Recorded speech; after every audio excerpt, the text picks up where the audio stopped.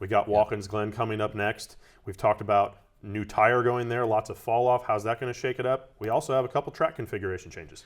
Yeah, they put rumble strips here off turn 1.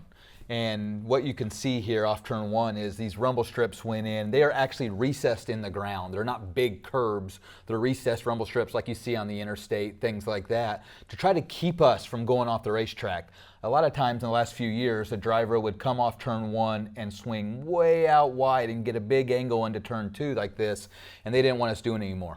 Yeah, and because of that, you're not going to be able to get the rear traction to hook up out there. It's probably going to be super rough. You probably won't even be able to carry a lot of speed out there. You're going to see guys barely come down through this area now because these curbs down here are also pretty aggressive. You should just shoot over them to get out there to make it work, but that yellow line is going to be the preferred groove now, and you're going to have to be a whole lot tighter. That's right. Going into turn 1 is definitely going to be a little harder on the brakes, so you can't blow through it and run out wide like you used to. So another section of the racetrack that's changed is this bus stop. We always talk about the bus stop when we come to the Watkins Glen Raceway.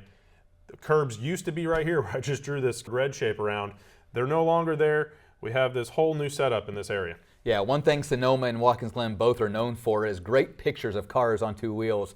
Well, we took an opportunity of that to go away here. Those curbs are gone now, and now drivers are going to be able to kind of shoot straight into the bus stop. A lot of drivers had complained the G loading they see when drivers wear mouthpieces through the race. They get as many Gs hitting those bus stop curbs as they do in major collisions. So for safety for the drivers, they took that first set of curbing away to hopefully mitigate some of that load they get every single lap going through there. And that's going to change the line they end up taking through this racetrack. It used to be you'd come through here, you'd kind of take a sharp, aggressive angle because you hit these curbs right here. You're airborne, you're pretty much going straight wherever your wheel was pointed, and then you had to make it all the way back around the carousel.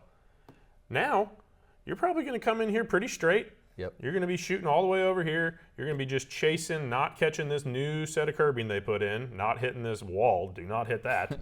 And then the important part of the racetrack becomes the second part of the bus stop, which has historically kind of been the recovery zone from the first big hit. Yeah, that's right. What you can see over here is the last part of the bus stop.